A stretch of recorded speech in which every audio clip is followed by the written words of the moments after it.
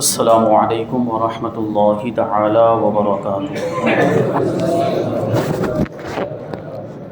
نحمده ونصلي ونسلم على رسوله الكريم اما بعد فاعوذ باللہ من الشیطان الرجیم بسم اللہ الرحمن الرحیم فصل لربک وانحر صدق اللہ العظیم۔ ایک مرتبہ درود پاک پڑھ لیجیے۔ اللہم صلی علی سیدنا و مولانا محمد معدن الجود والکرم وآلہ الکرام وابنہ الکریم وبارک وسلم صلاۃ و سلاما علیک یا رسول اللہ صلی اللہ تعالی علیہ وسلم۔ عزیزان ملت اسلامیہ، چونکہ قربانی کے دن قریب آ رہے ہیں اور ہم میں بعض افراد وہ ہوں گے جو صاحب نصاب ہیں، صاحب استطاعت ہیں، جن پر قربانی واجب ہے، اور کچھ ایسے افراد بھی ہوں گے کہ جو قربانی کی طاقت رکھتے ہیں، یعنی مالی کے نصاب ہیں، مسائل معلوم نہ ہونے کی وجہ سے وہ قربانی نہیں کرتے اور گنہگار ہو جاتے ہیں۔ اس وجہ سے آج ہم انشاءاللہ تبارک و تعالی قربانی کے کچھ فضائل اور ضروری مسائل بیان کریں گے۔ قربانی ایک مالی عبادت ہے کہ اس میں مال خرچ کرنا پڑتا ہے، جانور جو ہے وہ خرید کر ہمیں اس کو قربان کرنا پڑتا ہے اللہ کی راہ میں۔ یہ ایک مالی عبادت ہے اور یہ ایک ایسا عظیم عمل ہے جو پچھلی امتوں میں بھی موجود تھا۔ 12-17 سورۃ الحج آیت نمبر 34 میں اللہ تبارک و تعالیٰ ارشاد فرماتا ہے وَلِكُلِّ أُمَّةٍ جَعَلْنَا مَنسَكًا لِيَذْكُرُوا اسْمَ اللَّهِ عَلَىٰ مَا رَزَقَهُم مِّن بَهِيمَةِ الْأَنْعَامِ فَإِلَٰهُكُمْ إِلَٰهٌ وَاحِدٌ فَلَهُ أَسْلِمُوا۔ اور ہر امت کے لیے ہم نے ایک قربانی مقرر فرمائی کہ اللہ تعالیٰ کا نام لیں اس کے دیے ہوئے بے زبان جانوروں پر، جو تمہارا معبود ہے، اور تمہارا معبود ایک معبود ہے تو اسی کے حضور گردن رکھو، یعنی اسی کی اطاعت کرو۔ تو اس آیت کریمہ سے معلوم ہوتا ہے کہ ہر امت کے لیے قربانی تھی، پچھلی امتوں میں بھی قربانی کی جاتی تھی اور جانور کو اللہ کا نام لے کر ذبح کیا جاتا تھا۔ ام المؤمنین حضرت عائشہ صدیقہ رضی اللہ تعالی عنہا سے مروی ہے کہ حضور صلی اللہ علیہ وسلم نے ارشاد فرمایا کہ یوم النحر یعنی 10ویں ذی الحجہ میں ابن آدم کا کوئی عمل خدا کے نزدیک خون بہانے یعنی قربانی کرنے سے زیادہ پیارا نہیں، کہ 10 ذی الحجہ کو قربانی کرنا ہی اللہ تبارک و تعالیٰ کو سب سے زیادہ پسند ہے۔ اور وہ جانور قیامت کے دن، یعنی جو جانور قربان کیا جاتا ہے، جس کو ذبح کیا جاتا ہے قربانی کے طور پر، جس جانور کو پیش کیا جاتا ہے، وہ جانور قیامت کے دن اپنے سینگ، بالوں اور کھڑوں کے ساتھ آئے گا، اور قربانی کا خون زمین پر گرنے سے پہلے اللہ تعالیٰ کی بارگاہ میں قبول ہو جاتا ہے، قبولیت کے مقام پر پہنچ جاتا ہے۔ لہٰذا اس کو خوش دلی سے کرو، یعنی قربانی کو اچھی نیت کے ساتھ، خلوص کے ساتھ کرو، دل میں جو ہے کہ اس طرح کی کوئی جھجک نہیں ہونی چاہیے کہ میرا اتنا مال خرچ ہو جا رہا ہے وغیرہ وغیرہ۔ یہ خوش دلی کے ساتھ اللہ کی بارگاہ میں قربانی پیش کرنی چاہیے کہ جانور قیامت کے دن، ابھی آگے ایک حدیث پاک آئے گی کہ یہ جانور 70 گنا اضافے کے ساتھ قیامت کے دن آئیں گے، جو جانور ہم نے اللہ کی راہ میں قربان کیے ہوں گے۔ تو یہ اپنے کھروں کے ساتھ، سینگوں کے ساتھ اور اپنے بالوں کے ساتھ یہ قیامت کے دن حاضر کیے جائیں گے۔ قربانی کے ثواب اور اس کے فوائد بیان کرتے ہیں، فرماتے ہیں یہ حدیثوں سے ثابت ہے کہ عید کے دن قربانی میں مال خرچ کرنا اللہ پاک کو سب سے زیادہ محبوب اور پسندیدہ ہے۔ کیا مطلب ہوا کہ اگر عید کے دن ہم لاکھوں روپے کا صدقہ ہی کیوں نہ کر دیں، ہزاروں روپے غریبوں کی مدد ہی کیوں نہ کر دیں، لیکن قربانی کرنے کا جو ثواب ہے وہ عید کے دن دوسرے کسی کام میں ثواب نہیں ہو سکتا۔ ہاں آپ قربانی کر لیں، اس کے بعد صدقہ بھی کریں، خیرات بھی کریں، تو پھر اس کا الگ سے ثواب آپ کو ملے گا۔ تو سب سے زیادہ پسندیدہ عمل ہے تو وہ قربانی۔ قربانی کرنے والے کو قربانی کے جانور کے ہر بال کے بدلے میں ایک نیکی ملتی ہے۔ قربانی کا جانور جیسے بکرا ہے، اگر اس کے جسم کے اوپر جو بال ہیں وہ بال ہم شمار کر سکتے نہیں، جب ہم شمار نہیں کر سکتے تو سوچیں اللہ تبارک و تعالیٰ کتنی نیکیاں ہمیں عطا فرماتا ہوگا قربانی کے جانور کے ہر بال کے بدلے میں۔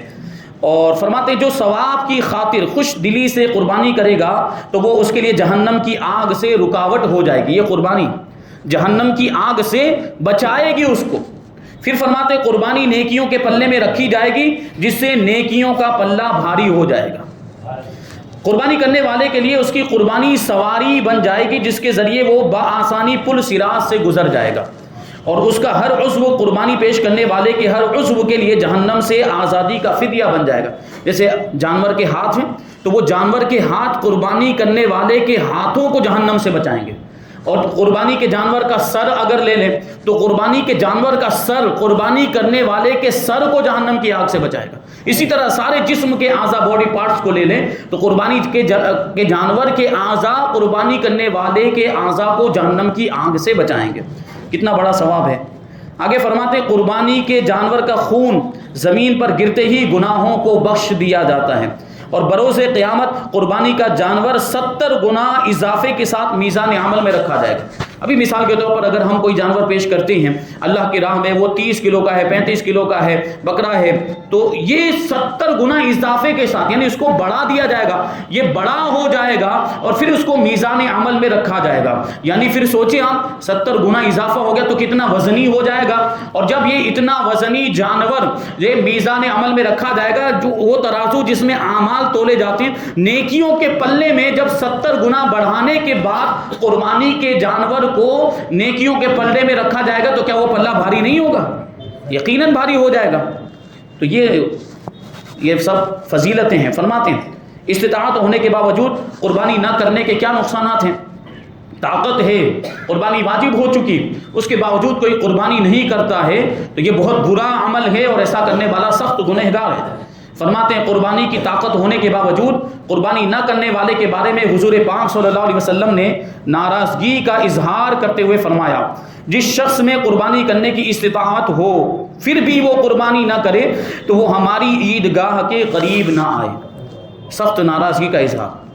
جو صدقہ اور قربانی نہیں کرتا اس سے آرام چھین لیا جاتا ہے، پھر وہ ہمیشہ ٹینشن میں رہتا ہے اور ہمیشہ جو ہے کہ وہ بے چینی بے قراری کے عالم میں رہتا ہے. سکون چاہتے ہیں، آرام چاہتے ہیں تو جو واجبات جو فرائض اللہ تبارک و تعالیٰ نے ہم پر نافذ کیے ہمیں وہ ادا کرنا چاہیے. تو قربانی اگر ہم پر واجب ہو رہی تو ضرور کرنا چاہیے، اس میں کوتاہی نہیں کرنی چاہیے. اب کچھ ضروری مسائل یہاں سے بیان کرتے ہیں. قربانی کسے کہتے ہیں؟ جواب: مخصوص جانور کو مخصوص وقت میں ثواب کی نیت سے ذبح کرنا یہ قربانی کہلاتا ہے.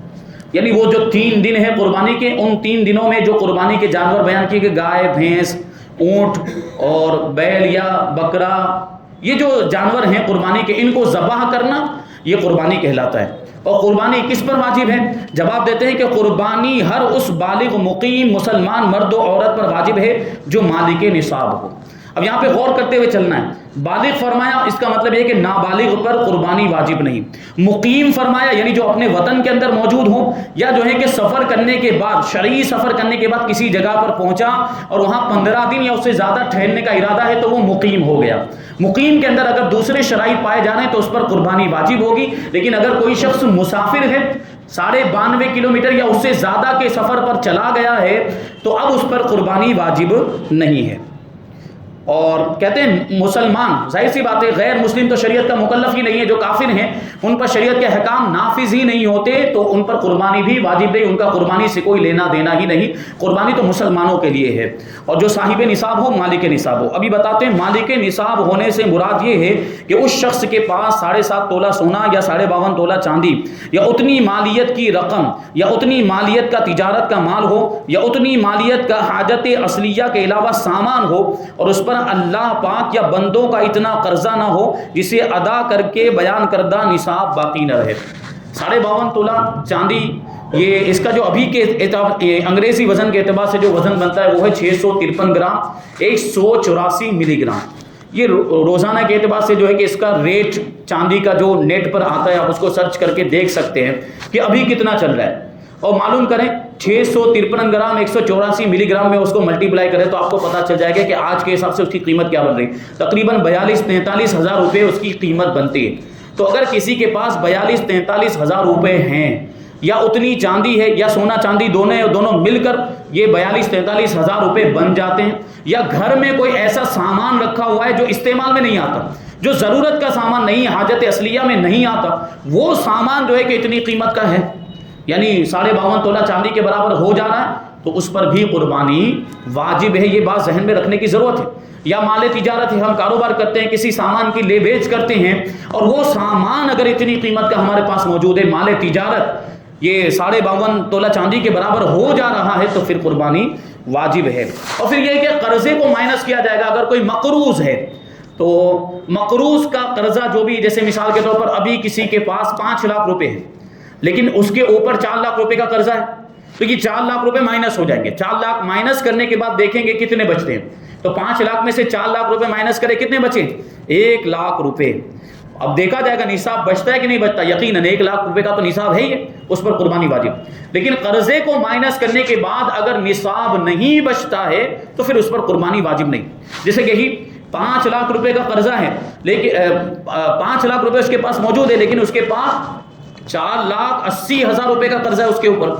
اب 5 لاکھ میں سے 4,80,000 روپے مائنس کریں گے تو کتنے بچے؟ 20,000 روپے. اور 20,000 کا نصاب نہیں بنتا، جبکہ یہ صرف 20,000 روپے ہی ہو، اس کے علاوہ کوئی دوسرا سامان نہ ہو. اگر 20,000 کے ساتھ مل کر مال تجارت اگر کچھ ہے وہ مل کر 45,000 ہو جا رہے ہیں، یا 20,000 کے علاوہ اس کے پاس گھر میں سجاوٹ کا سامان ہے، کوئی سجاوٹ کا جو سامان ہے یہ حاجت اصلیہ میں نہیں آتا، تو یہ سجاوٹ کا سامان 20,000 کے ساتھ مل کر 42، 43 یا 45,000 روپے بن جا رہا ہے، پھر بھی اس پر قربانی واجب ہوگی. فقہاء کرام رحمۃ اللہ تعالی علیہم فرماتے ہیں حاجت اصلیہ یعنی ضروریات زندگی سے مراد وہ چیزیں ہیں جن کی عام طور پر انسان کو ضرورت ہوتی ہے اور ان کے بغیر گزر اوقات میں شدید تنگی اور دشواری محسوس ہوتی ہے، جیسے رہنے کا گھر، پہننے کے کپڑے، سواری، علم دین کے تعلق سے کتابیں اور پیشے سے تعلق رکھنے والے اوزار، ہتھیار. اگر ہم کوئی کام کر رہے ہیں اور اس میں استعمال ہونے والے اوزار ہیں، ہتھیار، وہ سب بھی جو ہے کہ حاجت اصلیہ میں آئیں گے. اب فرماتے ہیں کہ زکوٰۃ اور قربانی کے نصاب میں کیا فرق ہے. تو آپ نے اس سے پہلے زکوٰۃ کے ضروری مسائل رمضان المبارک کے اندر سنے تھے، تو اس میں یہ بیان کیا گیا تھا کہ زکوٰۃ جو ہوتی ہے وہ مال نامی کے اندر ہی واجب ہوتی ہے. اور مال نامی یہ 3 قسم کے مال ہیں، سونا، چاندی اور روپیہ پیسہ بھی اسی میں آتا ہے. مال تجارت دوسرے نمبر پر ہے، مال تجارت، اور تیسرے نمبر پر ہے جانور. تو یہ 3 قسم کے مالوں میں ہی زکوٰۃ واجب ہوتی ہے. اور دوسری ایک چیز جو زکوٰۃ کے اندر آپ نے سنی ہوگی وہ یہ کہ زکوٰۃ کے اندر سال گزرنا بھی شرط ہے. جیسے ابھی آج کوئی مالی کے نصاب بنتا ہے تو فوراً اس پر زکوٰۃ واجب نہیں ہو جاتی، آئندہ سال جب یہ دن آئے گا، یہ تاریخ آئے گی، تب اس پر جو ہے کہ زکوٰۃ ادا کرنا واجب ہوگا. تو زکوٰۃ کے اندر یہ 2 چیزیں ہیں، اور یہی 2 چیزوں کا فرق قربانی کے نصاب میں، کہ قربانی کے اندر یہ 2 چیزوں کی شرط نہیں ہے. زکوٰۃ کے اندر مال کا نامی ہونا ضروری ہے، یعنی سونا، چاندی، روپیہ پیسہ، مال تجارت یا جانور ہو تبھی زکوٰۃ واجب ہوگی. لیکن قربانی کے اندر ان کے علاوہ بھی کوئی مال ہے، اگر یعنی مال نامی کے علاوہ بھی کوئی دوسرا مال حاجت اصلیہ سے زائد اس کے پاس ہے اور وہ نصاب کے برابر ہو جا رہا ہے تو قربانی واجب ہو. جیسے مثال کے طور پر یہ میں نے ابھی گھر کے سامان کے بارے میں بتایا کہ گھر میں سجاوٹ کا سامان اتنا ہے جو 45,000 روپے کے برابر ہے. تو اگرچہ یہ مال نامی نہیں، وہ 3 قسم کے مال میں یہ نہیں آتا ہے، لیکن پھر بھی اگر یہ نصاب کے برابر ہے تو قربانی واجب ہو جائے گی.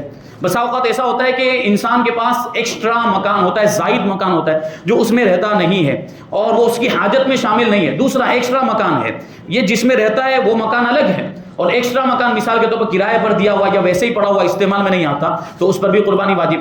کسی کے پاس اگر زمین ہے یا پلاٹ ہے تو ظاہر سی بات اس کی قیمت تو نصاب سے کئی زیادہ ہو جاتی، تو اس پر بھی قربانی واجب ہوگی. جبکہ یہ چیزیں زکوٰۃ کے اموال میں شمار نہیں ہوتی.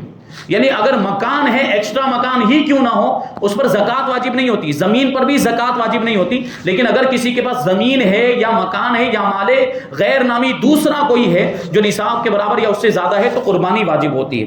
اور اس میں سال گزرنا بھی ضروری نہیں، قربانی کے اندر سال گزرنا بھی ضروری نہیں. مطلب کیا؟ قربانی کے جو 3 دن ہیں، جن 3 دنوں میں قربانی کرنا ضروری ہے، ان 3 دنوں کے اندر بھی اگر قربانی کی ساری شرطیں پائی گئی تو قربانی واجب ہو جائے گی. مثال کے طور پر پہلے دن اگر کوئی کافر تھا تو ظاہر سی بات ہے کافر تو شریعت کا مکلف ہی نہیں، لیکن دوسرے دن مسلمان ہو گیا اور دوسرے دن سارے دوسرے شرائط بھی پائے جا رہے ہیں، مال بھی اس کے پاس ہے، بالغ بھی ہے، مقیم بھی ہے اور ساری دوسری چیزیں نصاب کے برابر مال بھی ہے، تو اب اس پر قربانی واجب ہو جائے گی. یعنی ایسا ضروری نہیں کہ ابھی مسلمان ہوا ہے تو آئندہ سال واجب ہو، ایسا زکوٰۃ جیسا اس میں نہیں ہے. 3 دنوں کے اندر اگر طاقت ہو گئی، شرائط پائے گئے تو قربانی واجب ہو جائے گی. جیسے ابھی دوسری مثال لے لیں کہ کوئی نابالغ تھا، قربانی کے پہلے دن کوئی نابالغ تھا لیکن دوسرے دن بالغ ہو گیا اور اس کے پاس اتنا مال بھی ہے کہ وہ مالی کے نصاب ہو جائیں اور دوسری شرطیں بھی پائی جا رہی ہے تو اب اس پر بھی قربانی واجب ہو جائے گی. تو یہ مطلب ہوتا ہے. یہ قربانی اور زکوٰۃ کے نصاب میں دونوں میں یہ فرق ہے. فرماتے ہیں زکوٰۃ اور قربانی کے نصاب میں 2 فرق ہیں. قربانی کے نصاب میں مال نامی یعنی جو 3 طرح کے مال ہیں وہ ہونا اور سال گزرنا شرط نہیں ہے، جبکہ زکوٰۃ میں یہ دونوں چیزیں شرط ہیں. فرماتے ہیں قربانی کے بارے میں کچھ اور احکام بیان کیجئے. تو جواب ہے کہ قربانی واجب ہونے کا سبب وقت ہے. جب وہ وقت آ گیا اور قربانی واجب ہونے کے شرائط پائے گئے تو قربانی واجب ہو گئی. اور قربانی کا وقت 10ویں ذی الحجہ کے طلوع صبح صادق سے 12ویں ذی الحجہ کے غروب آفتاب تک ہے.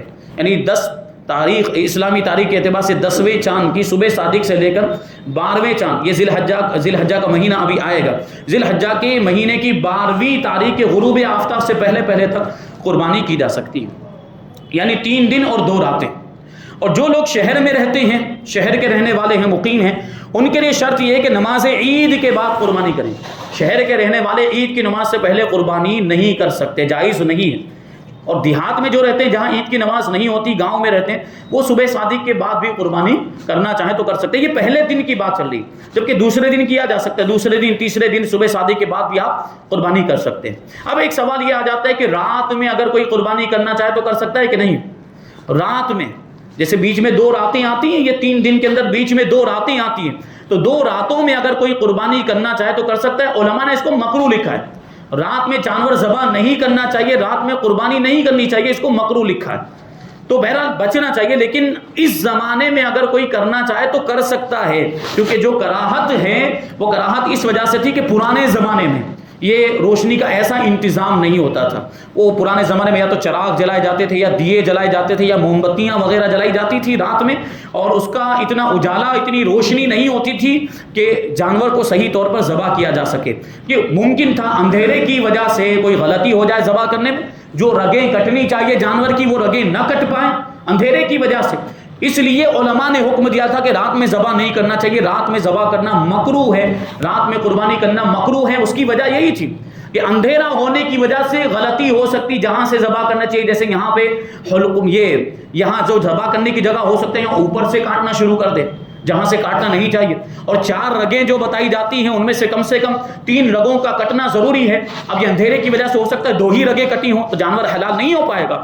تو یہ ساری چیزیں اس وجہ سے تھی. لیکن اب تو اس زمانے میں روشنی کا خوب انتظام ہو گیا کہ رات میں بھی اگر ہم یہ الیکٹرک لائٹ ہے، یہ بجلی کے بلب، یہ جو بھی اگر ہم اچھی طرح سے روشنی کا انتظام کر لیں تو بسا اوقات تو دن سے زیادہ روشنی ہو جاتی ہے رات میں.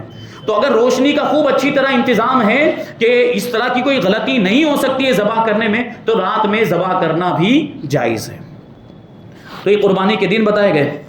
فرماتے ہیں اللہ کے رسول صلی اللہ علیہ وسلم کا ارشاد ہے کہ جس نے پہلے ذبح کر ڈالا، یعنی عید کی نماز سے پہلے ذبح کر ڈالا، وہ گوشت ہے جو اس نے اپنے گھر والوں کے لیے پہلے ہی سے کر لیا ہے، قربانی سے اس کو کچھ تعلق نہیں ہے. یعنی اس کو پھر سے قربانی کرنی پڑے گی. کیا مطلب ہوا کہ جو عید کی نماز سے پہلے شہر کے رہنے والے عید کی نماز سے پہلے قربانی کر لیتے ہیں، ان کے لیے یہ حکم ہے. آگے فرماتے ہیں کہ جس شخص پر قربانی واجب ہو مگر اس کے پاس جانور خریدنے کے لیے پیسے نہ ہوں تو اسے چاہیے کہ قرض لے کر یا کوئی اور چیز خرید و فروخت کر کے قربانی کرے. یہ معاملہ اکثر ہماری ماؤں بہنوں کے ساتھ پیش آتا ہے کہ دیکھیے قربانی کے وجوب کے لیے انفرادی طور پر گھر کے ہر فرد کو دیکھا جائے گا کہ گھر کا جو بھی ممبر ہے، اگر ہر ممبر کے پاس نصاب کے برابر مال ہے تو سب پر قربانی واجب. ہمارے یہاں پر یہ عام طور پر جو ہے کہ مشہور ہو گئی بات کہ گھر کا ایک بڑا آدمی اگر قربانی کر لے تو باقی لوگ بری ذمہ ہو جاتے ہیں. یہ غلط ہے. گھر کے افراد میں، فیملی ممبرس میں جتنے بھی لوگ مالک نصاب ہوں گے سب کی قربانی، سب پر قربانی واجب ہے. اور یہ ہوتا ہے ہمارے عام طور پر جو گھر میں مائیں بہنیں ہوتی ہیں یا شوہر ہے تو ان کی جو بیویاں ہوتی ہیں ان کے پاس سونا چاندی عام طور پر ہوتا ہی ہے اور ان پر قربانی بھی واجب ہو رہی ہوتی ہے. لیکن کیا ہوتا ہے کہ وہ قربانی نہیں کرتی تو یہ تو غلط ہو گیا. اور کبھی قربانی کرنا بھی چاہے، ان کو مسئلہ پتہ چل گیا کہ میرے اوپر قربانی واجب ہے، وہ قربانی کرنا چاہیں تو یہ سونا چاندی تو ہوتا ہے لیکن اتنے پیسے نہیں ہوتے کہ وہ جانور خرید کر قربانی کر سکیں. تو ان کو کیا کرنا چاہیے؟ اور وہ سونا توڑنا بھی نہیں چاہتی، چاندی کو بیچنا بھی نہیں چاہتی، تو ایسی صورت میں وہ قرض لے کر قربانی کریں یا جو ہے کہ کسی چیز کی خرید و فروخت کریں اور اس میں جو پیسہ آئے گا اس سے وہ قربانی کریں. اچھا، بیویوں کے لیے ایک دوسرا آپشن یہ ہے کہ اگر وہ خود قربانی اپنے پیسوں سے نہیں کرنا چاہتی تو شوہر اس کی اجازت لے کر قربانی کرنا چاہے تو کر سکتا ہے. یعنی شوہر اپنی بیوی کی طرف سے قربانی کرنا چاہتا ہے تو اجازت لینی پڑے گی. بیوی کی اجازت لے کہ تم پر جو قربانی واجب ہے تمہاری طرف سے میں کر رہا ہوں، تمہاری اجازت ہے. بیوی کہے کہ ہاں اجازت ہے، پھر شوہر اپنے پیسوں سے بیوی کی طرف سے قربانی کر دے تو اس کا واجب ثابت ہو جائے گا، اس کی قربانی ادا ہو جائے گی. ورنہ اصل میں تو اسی کے اوپر واجب ہے. واجب ضروری تو تھا کہ وہ اپنے پیسوں سے ہی کرتی، لیکن کبھی ایسی کوئی مجبوری کی صورت پیش آ سکتی تو ایسا کیا جا سکتا ہے، اجازت لے کر شوہر کر سکتا ہے، لیکن بغیر اجازت کے ویسے ہی کر دیا تو پھر اس کا واجب ساقط نہیں ہوگا۔ بیوی کی طرف سے اجازت لیے بغیر قربانی کر دی تو بیوی کا واجب ادا نہیں ہوا، تو یہ بات ذہن میں رکھیں۔ اب آگے فرماتے قربانی کا جانور موٹا، تازہ، اچھا اور بے عیب ہونا چاہیے۔ اگر تھوڑا سا عیب ہو تو قربانی مکروہ ہوگی، یعنی ہو تو جائے گی، اور اگر زیادہ عیب ہے تو قربانی ہوگی ہی نہیں۔ اندھا، لنگڑا، کانا، بے حد دبلا اور کمزور، اور تہائی سے زیادہ کان کٹا ہوا، تہائی مطلب 1/3 سے زیادہ اس کا کان کٹا ہوا ہو، یا جو ہے کہ دم کٹی ہوئی ہو، یا سینگ بالکل جڑ سے اکھڑ گیا ہو، یا تھن وغیرہ کٹا ہوا ہو، اور پیدائشی طور پر جس کے کان نہ ہو اور بیمار ہو، ان سب جانوروں کی قربانی جائز نہیں ہے۔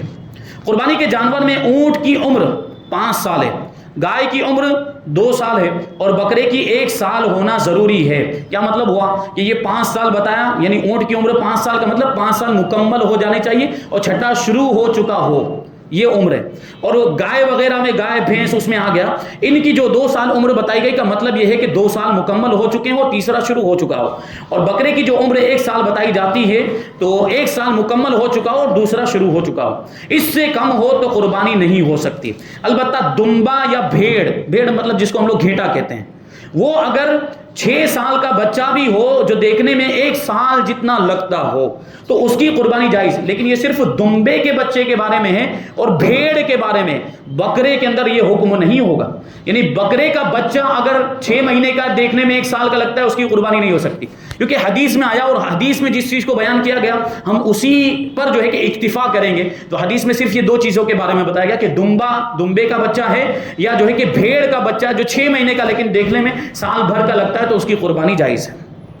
ذبح کی 4 رگوں میں سے 3 رگوں کا کٹنا ضروری ہے، اور اگر چاروں میں سے ہر ایک کا اکثر حصہ بھی کٹ گیا تو جانور حلال ہے۔ اور وہ 4 رگیں جن کو کاٹا جاتا ہے وہ ذبح کے اندر وہ ہے، سب سے پہلے نمبر پر حلقوم، حلق والی جو رگ ہوتی ہے جس میں سے کھانا پانی وغیرہ گزرتا ہے، تو یہ حلقوم ہو گیا۔ اس کے بعد ہے مری، یہ جو ایک رگ ہوتی ہے اس کے ساتھ ہی متصل یہ رگ ہوتی ہے، اور اس کے بعد ہے ودجین، یہ 2 رگیں ہوتی ہیں اور یہ الگ سے خون وغیرہ ان سے جو ہے کہ گزرتا ہے۔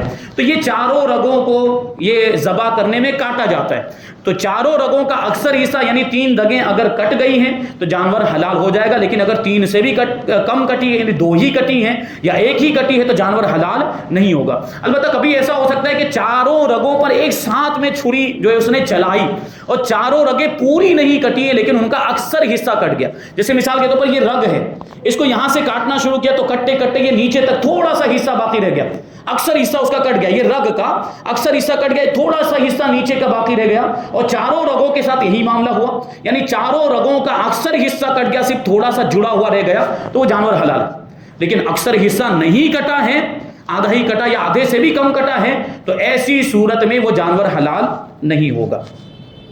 آگے کچھ چیزیں فرماتے ہیں کہ اگر کسی شخص نے گزشتہ 5 سالوں کی قربانیاں نہ کی ہوں جبکہ وہ اس پر واجب تھی، ایسا ہوتا ہے بسا اوقات مسائل معلوم نہ ہونے کی وجہ سے یا جو ہے کہ جانکاری نہ ہونے کی وجہ سے، معلومات نہ ہونے، دین سے دوری کی وجہ سے کبھی یہ ہو جاتا ہے کہ قربانی واجب ہونے کے باوجود آدمی قربانی نہیں کرتا۔ تو قربانی واجب تھی، 5 سال تک قربانی واجب، لیکن 5 سال کی قربانیاں اس نے نہیں کی، تو اب ہر قربانی کے بدلے 1 بکرے ہی کی قیمت صدقہ کریں، یا گائے کے حصوں کے حساب سے 5 حصوں کی رقم صدقہ کرنا بھی جائز ہے، کیونکہ جس کی قربانی رہ جائے اس کے لیے حکم کیا ہوتا ہے؟ قربانی واجب تھی، واجب ہونے کے باوجود اس نے قربانی نہیں کی، یہاں تک کہ قربانی کے دن گزر گئے، 3 دن گزر گئے، تو اب اس پر لازم ہوتا ہے کہ 1 بکری کی قیمت کا وہ صدقہ کرے، یعنی جو شرعی فقیر ہیں ان کو اتنی قیمت وہ ادا کریں۔ یہ اگر قربانی کے دن گزر جائے پھر بھی قربانی نہ کرے اس کے لیے یہ حکم ہوتا ہے۔ اب 5 سال تک کسی نے قربانی ادا نہیں کی ہے تو اب یہ اصلی حکم کے اعتبار سے دیکھیں تو یہ ہونا چاہیے کہ 5 سالوں کی قربانی کے بدلے میں 5 بکریوں کی قیمت وہ صدقہ کریں، یہ حکم ہونا چاہیے۔ اب سوال یہی ہوتا ہے کہ 5 بکریوں کی جگہ پہ اگر بڑے جانور کے 5 حصوں کو اگر وہ صدقہ کر دیتا ہے تو کیا یہ کافی ہو جائے گا؟ تو جواب دیتے ہیں، اگر کسی نے بلا عذر 5 سال تک قربانی نہیں کی تو وہ اس واجب کو چھوڑنے کی وجہ سے گنہگار ہوا، اب اس سے توبہ بھی کرے اور اس پر ہر سال کی قربانی کے بدلے 1 بکری ہی کی قیمت صدقہ کرنا واجب ہے، گائے کے حصوں کی قیمت صدقہ نہیں کر سکتا۔ یعنی وہ گائے کے حصوں کی قیمت نہیں چلے گی، کیونکہ جو کتابوں کے اندر آیا ہے فقہ کی مسائل کی کتابوں میں وہ بکری ہی کا ذکر ہے کہ اگر قربانی رہ جاتی واجب ہونے کے باوجود کوئی نہیں کرتا، یہاں تک کہ وقت گزر گیا، تو اس پر بکری کی قیمت صدقہ کرنا واجب ہے، یعنی وہ گائے کا یا بھینس کے ایک حصے کے برابر قیمت صدقہ نہیں کر سکتا۔ دوسرا سوال یہ کہ جس طرح زکوٰۃ کی رقم شرعی ہیلا کرنے سے مدرسے کی تعمیر وغیرہ میں لگائی جا سکتی ہے، کیا اسی طرح پچھلی قربانیوں کی جو رقم ادا کرنا لازم ہے، جو ابھی بتایا کہ ہر قربانی کے بدلے میں ایک بکری کی قیمت صدقہ کرے، وہ ہیلے کے ذریعے سے مدرسے کی تعمیر میں لگا سکتے ہیں؟ تو جواب ہے کہ جی ہاں، گزشتہ سالوں کی قربانی کی رقم حیلہ شرعی کے ذریعے سے مدرسے کی تعمیر وغیرہ میں لگا سکتے ہیں، کیونکہ یہ صدقہ واجبہ ہیں، اور صدقات واجبہ مثلا زکوٰۃ و صدقہ فطر وغیرہ کا یہی حکم ہے۔ حاجت اور ضرورت کی وجہ سے زکوٰۃ اور صدقہ وغیرہ یہ مدرسے میں لیا جاتا ہے، اور پھر ان کو حیلہ کرنے کے بعد، حیلہ کرنے کا مطلب یہ ہوتا ہے کہ کسی شرعی فقیر کو پہلے اس کا مالک بنایا جاتا ہے اور پھر وہ اپنی طرف سے مدرسے میں دے دیتا ہے، تو اس طرح جو ہے کہ وہ زکوٰۃ کا استعمال مدرسے کے اندر جائز ہو جاتا ہے، کیونکہ مدرسے کے اندر ضروری تھوڑی کہ سارے غریب ہی بچے ہوں، کچھ بچے مالدار بھی ہوتے ہیں، کچھ بچے نابالغ ہوتے ہیں لیکن ان کے باپ مالدار ہوتے ہیں، تو ان کے لیے وہ زکوٰۃ کا ڈائریکٹ استعمال جائز نہیں ہوتا، صدقات واجبہ کا ڈائریکٹ استعمال جائز نہیں ہوتا، تو یہ حیلہ ان کے لیے اپنایا جاتا ہے۔ یہ کچھ ضروری مسائل تھے، انشاءاللہ کچھ اور چیزیں آئندہ ہفتے ہم شامل کریں گے، اور کچھ ضروری مسائل اور انشاءاللہ آئندہ ہفتے ہم بیان کریں گے۔ اللہ تبارک و تعالیٰ کی بارگاہ میں دعا ہے کہ جو کچھ بھی بیان ہوا اس پر ہم کو عمل کرنے کی توفیق عطا فرمائے۔ اگر ہم پر قربانی واجب ہو رہی ہو تو ہم سب کو قربانی کرنے کی توفیق عطا فرمائے۔ وما علینا الا البلاغ۔